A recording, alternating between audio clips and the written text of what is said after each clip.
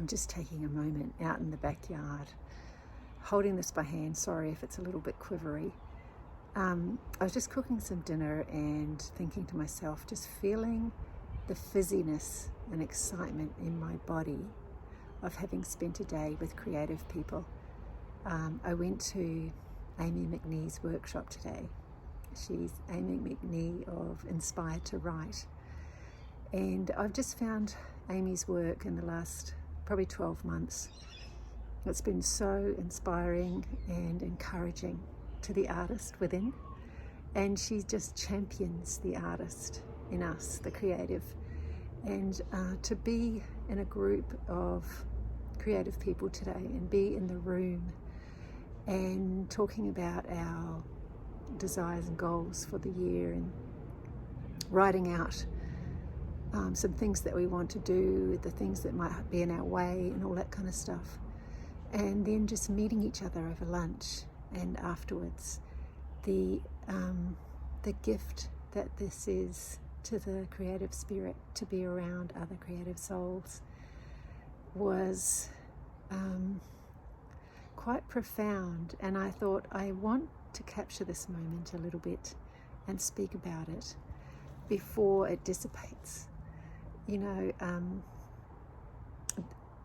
one of the ladies came all the way from Melbourne. Her name's Gowrie, and she ran a little piece of the workshop with her work about looking after our nervous system and how, as creatives, we can burn out.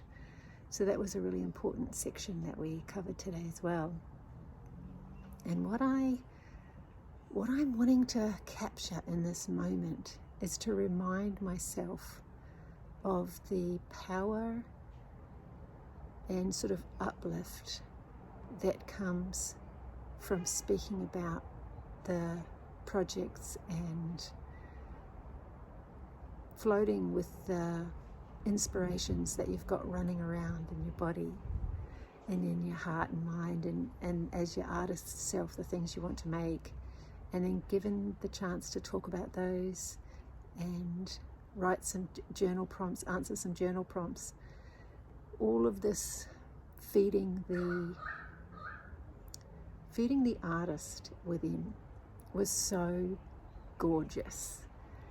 I felt like I came home fizzing, and I was reminded of when you make home brew or ginger beer. When I was young, my sisters used to make ginger beer, and you need that germ that makes the things ferment and makes the fizz. And it's just funny how I've heard that term when people say, I was so excited I was fizzing, and that is how I felt today. And I thought, oh my God, I wish I could bottle this. You know, the transmission of energy that takes place when we are with like-minded people is so extraordinary and so exquisite. And so if you're watching this today, hopefully I can transmit to you a little bit of this fizz, that the project that you've got in mind and you're trying to keep the light alive for it, it is worth it. If it's in your heart to create something, there's a reason, and that was put there. That's a beautiful thing to hold on to, and we need to do all we can to find places, people, things that deposit energy in the bank account that it needs to have the energy to make our stuff, you know. It takes a lot of energy to be an artist.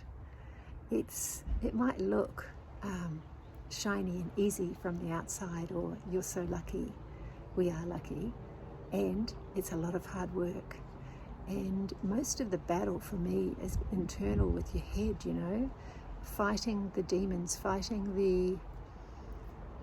the old patterns, or when this kind of fizz is nowhere to be found and you just feel like it's all sort of pointless, and people have already painted like that before, or people have already made a course about that before, or people have already written that book before, people have made that music before, but they haven't made it from your perspective.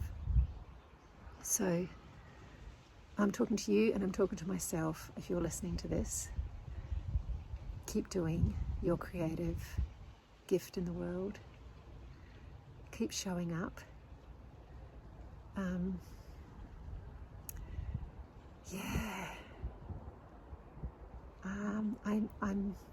with you on it. I'm with you on the journey, and there must be a reason we've got this burning desire to create things. And so let us be more buoyed and inspired by our willingness to show up than the fear of it not being enough. That's all I've got for the minute, but I really wanted to capture a moment of it anyway.